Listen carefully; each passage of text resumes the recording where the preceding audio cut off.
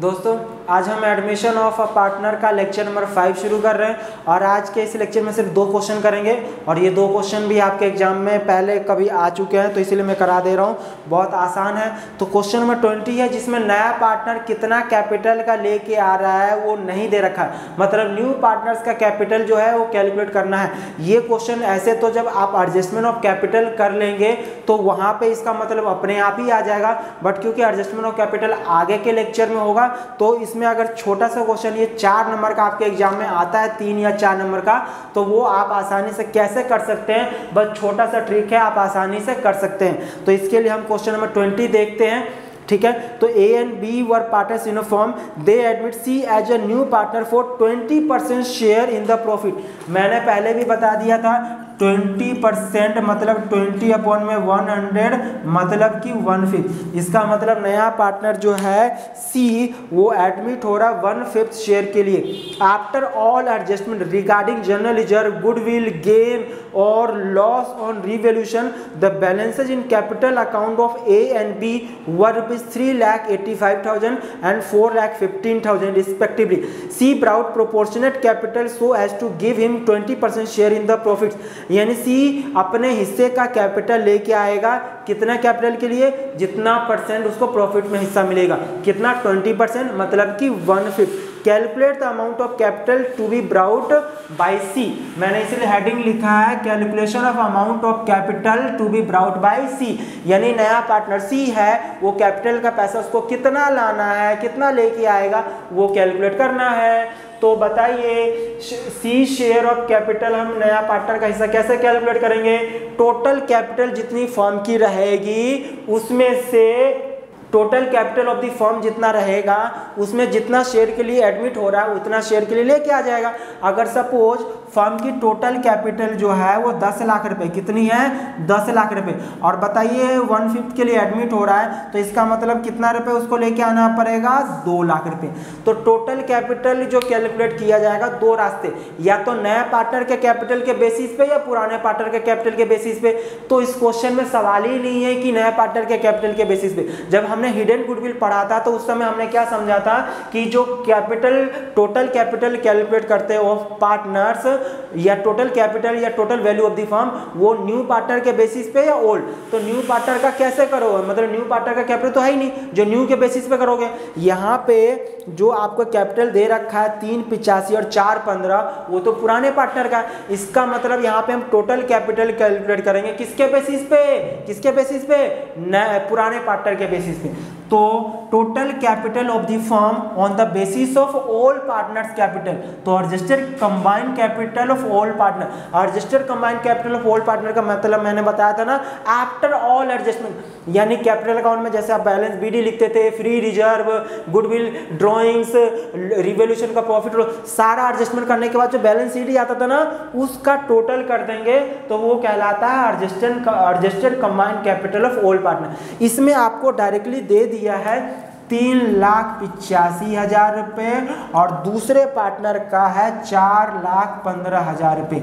ठीक है, तो ये और रेसिप्रोकल ऑफ देयर शेयर। आप देखिए इस क्वेश्चन में कौन सा केस है, 1 है। आपने न्यू प्रॉफिट शेयरिंग रेशियो का लेक्चर नंबर 1 आपने देखा था ना, तो लेक्चर 1 में क्या करते थे कि नया पार्टनर अगर एडमिट होता है डेफिनेट शेयर के लिए तो C शेयर इसमें दे रखा है, कितना दे रखा है 1/5 के लिए एडमिट हो रहा है। तो 1/5 के लिए अगर एडमिट हो रहा है और कुछ ना लिखा हो तो हम लेट करते थे ना, तो लेट प्रॉफिट बी, हम क्या लेट करते थे, लेट प्रॉफिट बी 1। तो बताइए 1 में से अगर 1/5 अगर नया पार्टनर ले लेगा तो ये जो 4/5 यानी पुराने पार्टनर का हिस्सा कितना बचा 4/5, तो ये 4/5 किसका शेयर है, पुराने पार्टनर का। तो रेसिप्रोकल ऑफ देयर शेयर, ये कैपिटल अगर पुराने पार्टनर का लिखे हो तो रेसिप्रोकल भी, यानी ये जो टोटल कैपिटल दोनों का अगर मिला दें तो कितना आ रहा है 8 लाख रुपए आ रहा है। ये 8 लाख रुपए किसका है, पुराने पार्टनर का।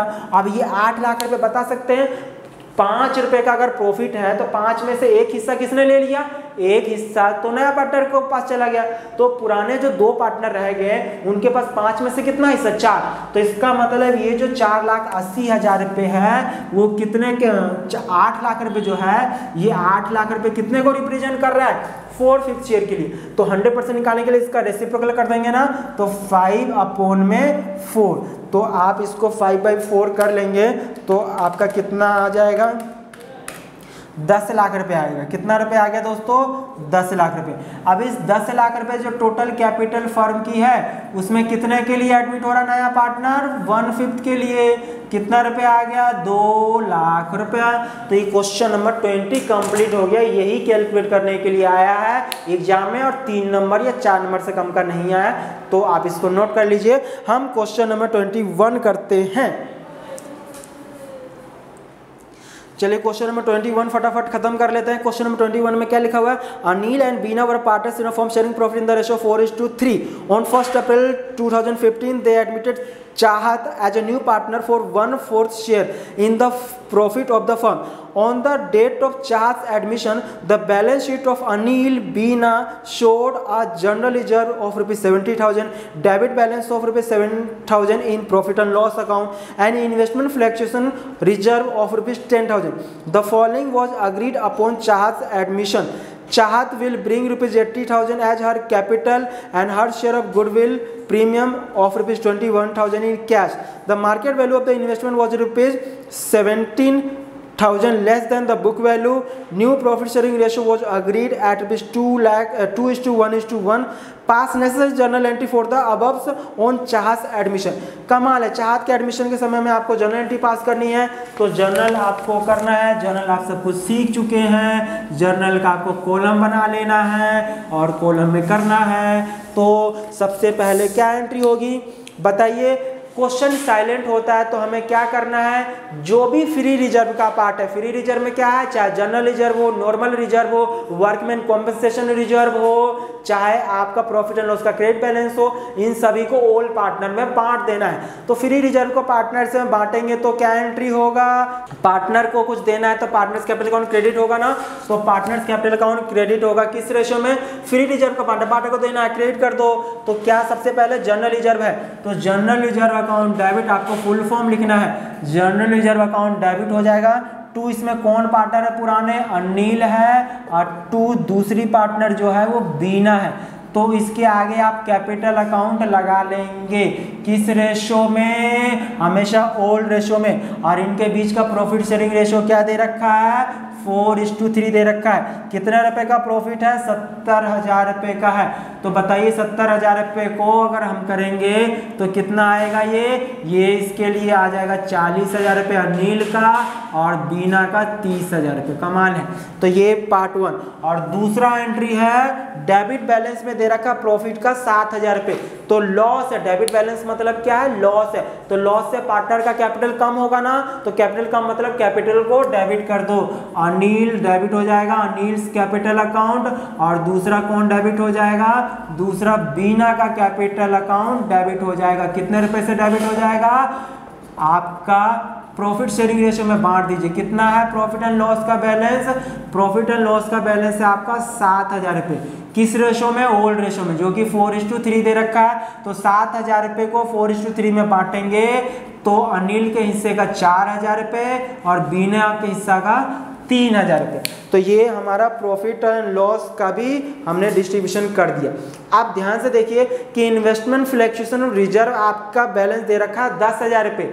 इसके लिए आपने पिछला लेक्चर देखा होगा तो समझ में आ गया होगा कि इन्वेस्टमेंट फ्लक्चुएशन रिजर्व का वैल्यू कम या ज़्यादा का क्या लेना देना होता है, मैंने पिछले लेक्चर में बता दिया है। तो आप अगर नहीं देखे तो पहले पिछला लेक्चर आप देख के आइए। तो इन्वेस्टमेंट फ्लक्चुएशन रिजर्व 10,000 रुपये दे रखा है और इन्वेस्टमेंट की जो मार्केट वैल्यू है ना उससे 17,000 रुपये कम है। तो ये रिजर्व ही बनाते हैं कि अगर फ्यूचर में इन्वेस्टमेंट की वैल्यू कम या ज़्यादा, यानी ज़्यादा होता तो अच्छी बात है, कम अगर हो जाए तो जोर का झटका जोर से ना लगे, उससे बचने के लिए, हार्ट अटैक से बचने के लिए हम क्या बनाते हैं, इन्वेस्टमेंट फ्लक्चुएशन रिजर्व अकाउंट। हमने बनाया था, उम्मीद किया था कि 10,000 रुपये तक झटका लगेगा, बट इन्वेस्टमेंट की वैल्यू कितने से कम हो गई, 17,000 रुपये से। तो 17,000 रुपये, बट यानी झटका तो 17,000 रुपये का लगना था, पर आपने उस झटका से बचने के लिए 10,000 रुपये पहले ही आपने रिजर्व में रख रखा है। तो बताइए आपको अभी जोड़ का झटका जोड़ों से कितने का लगेगा सर, 7,000 रुपये का। कैसे, क्योंकि इन्वेस्टमेंट की वैल्यू कम हो गई है, कितने रुपए से, 17,000 रुपये। और आपने इन्वेस्टमेंट फ्लक्चुएशन रिजर्व आपने कितना बना रखे हो, 10,000 रुपये। इसका मतलब 7,000 रुपये का एक्स्ट्रा घाटा, और जो भी एक्स्ट्रा घाटा होता है हम उसको किसके थ्रू एडजस्ट करते हैं, रीवैल्यूएशन अकाउंट के थ्रू। अगर नहीं मालूम तो ये पिछले में ऐसे बता दिया था, और रीवैल्यूएशन अकाउंट का डिटेल से हम अगले लेक्चर से शुरुआत करेंगे कि रीवैल्यूएशन अकाउंट क्या होता है। अब ये रीवैल्यूएशन एक प्रकार से घाटा है, तो इस घाटे को हम पार्टनर्स कैपिटल से ही तो एडजस्ट करेंगे ना। तो पार्टनर कौन है, अनिल है, और दूसरा बीना है। तो बीना कैपिटल अकाउंट आप लिख देंगे, और ये टू क्रेडिट में आ जाएगा रीवैल्यूएशन अकाउंट। कमाल है। तो रिवैल्यूएशन का लॉस कितने रुपए का है, 7,000 रुपये। आगे यहाँ कैपिटल अकाउंट दोनों में लिख देना है, डेबिट डेबिट। किस रेशो में, हमेशा ओल्ड रेशो में करेंगे, 4:3 में। तो ये 4,000 रुपये और ये 3,000 रुपये। कमाल है। तो ये एंट्री नंबर 4 भी हमारा कंप्लीट हो गया। अब एंट्री नंबर 5 करना है, किसका करना है दोस्तों, गुडविल का। तो Chahat will bring ₹80,000 as capital and 21,000 of her share of goodwill. तो यानी कि cash account debit to Chahat capital account. Chahat की चाहत है क्या, एडमिट हो जाए, वो पार्टनर बन जाए, उसके लिए प्रीमियम फॉर गुडविल कितना लेके आ रही है चाहत, 21,000 रुपये। 21,000 रुपये as a goodwill and 80,000 as her share of capital. तो कितना रुपए लेके आ गई है टोटल फर्म के पास, 1,01,000 रुपया। कमाल है सर। अब अगला एंट्री क्या होगा, अगला एंट्री गुडविल का होता है। तो ये premium for goodwill account debit to क्या करते हैं, सेक्रीफाइसिंग पार्टनर। यानी कि अब इस क्वेश्चन में क्या दे रखा है, न्यू रेशो दे रखा है, तो आपको सेक्रीफाइसिंग रेशो कैलकुलेट करना पड़ेगा। तो बताइए यहाँ पे अनिल, मैं ए और बी के करके कर रहा हूँ, अनिल है और दूसरा है बीना।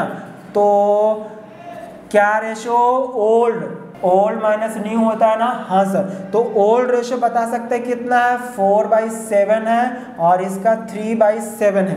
और न्यू रेशो दे रखा है 2:1:1, मतलब 2/4, और यहाँ पे 1/4। तो क्या आएगा, एलसीएम लेंगे, 7 चौक 28, 7 4 28, 7 चौक 4 चौक 16 माइनस 7 दूनी 14, मतलब 2/28। और इसका एलसीएम लेंगे तो कितना आएगा, 28, 4 3 12 माइनस 7, मतलब कि 5/28। ठीक है। तो इसका मतलब sacrifice ratio of Anil and Beena equal to क्या आ जाएगा, 2/28 एंड 5/28, मतलब 2:5। कमाल है। तो इसका मतलब दोनों पार्टनर सेक्रीफाइस हो रहे हैं, अनिल भी और बीना कैपिटल अकाउंट। ठीक है। किस रेशो में, सेक्रीफाइस रेशो, जो कि कितना आया है, 2:5। तो कितने रुपए है गुडविल, 21,000 रुपये है। तो 21,000 रुपये को आपको किस रेशो में बांट देना है, 2:5 में।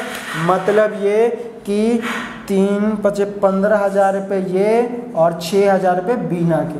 तो कमाल है, हमारा क्वेश्चन नंबर 21 भी कंप्लीट हो गया। अगर ये क्वेश्चन आपके एग्जाम में आता है तो 4 नंबर से ज़्यादा का नहीं आएगा। तो ये 4 नंबर के लिए। अब आगे से हम उस क्वेश्चन को कैलकुलेट करना सीखेंगे या करना सीखेंगे जो आपके एग्जाम में 8 नंबर का आता है। यानी कि एडमिशन में एक क्वेश्चन एडमिशन से 100% 8 नंबर का आपके एग्जाम में पूछा ही जाता है, और उसमें revaluation account, partners capital account और बैलेंस शीट से रिलेटेड या तो लेजर बनाने के लिए बोलेगा या जर्नल। 99% चांस होता है कि आपको लेजर ही पूछेगा, मतलब revaluation account, partners capital account और बैलेंस शीट बनाना, वो भी एडजस्टमेंट ऑफ कैपिटल वाला। पिछले 2 साल से कोविड के सिचुएशन में एडजस्टमेंट ऑफ कैपिटल सिलेबस से नहीं था, बट फिर 2022-23 यानी जो 2023 में जो बोर्ड का एग्जाम देने वाले हैं उनके सिलेबस में एडजस्टमेंट ऑफ कैपिटल है। तो वो एडजस्टमेंट ऑफ कैपिटल से रिलेटेड आपका revaluation account, partners capital account और बैलेंस शीट आपको बनाने के लिए देगा। 8 नंबर का क्वेश्चन 100% आएगा। तो इसकी शुरुआत करेंगे अगले लेक्चर से। तो इसी के साथ आज की मुलाकात हम यहीं समाप्त करते हैं। मिलते हैं अगले लेक्चर में। Thank you so much.